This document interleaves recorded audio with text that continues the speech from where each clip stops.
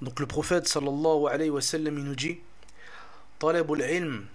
faridatun ala kulli muslim, ce qui signifie que la recherche de la science est une obligation pour tout musulman. Et il nous dit alayhi salatu wa salam dans une autre version wa muslima, et pour chaque musulman. Donc ce hadith là, qui est entre autres rapporté par Ibn Majah rahimahullah, alors malgré que la plupart des gens de science le rendent faible de par sa chaîne de transmission,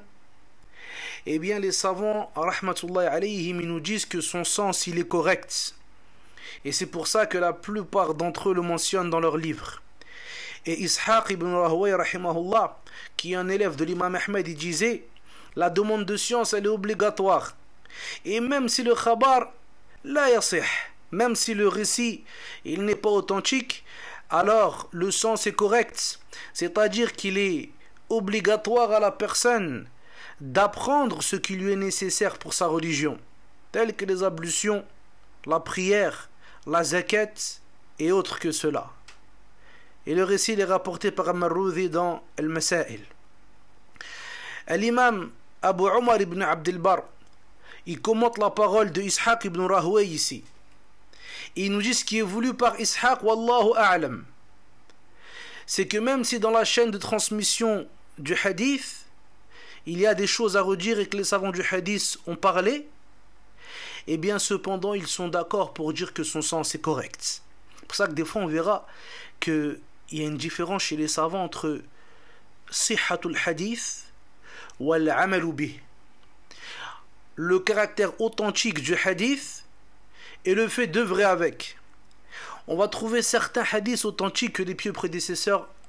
avec lesquels les pieux prédécesseurs n'ont pas œuvré.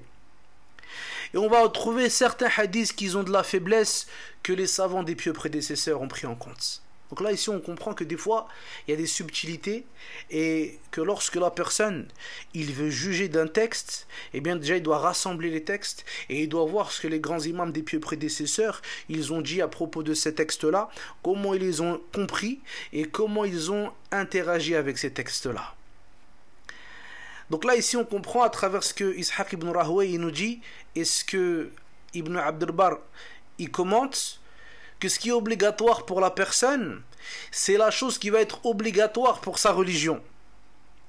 Pour ça qu'un jour un homme est venu voir l'imam Malik rahimahullah, il lui a dit est-ce qu'apprendre la science c'est obligatoire pour tout le monde? Et là l'imam Malik il a dit non, par Allah. Cependant ce qui est obligatoire pour la personne c'est d'apprendre ma yantafi'u bidinihi, ce qui va lui être utile dans sa religion. Et lorsque Al-Hassan ibn Rabi' il a demandé à Abdullah ibn Mubarak à propos de ce hadith-là, sur le fait que apprendre la science et la rechercher est obligatoire, il a dit Laysa ma yatlubunah, yani c'est pas ce que les gens y recherchent, c'est-à-dire les étudiants et les savants, parmi les choses qui sont surrogatoires. Il dit mais l'obligation c'est lorsque la personne est confrontée à une affaire muta'alliq bidini, une affaire qui est liée à sa religion,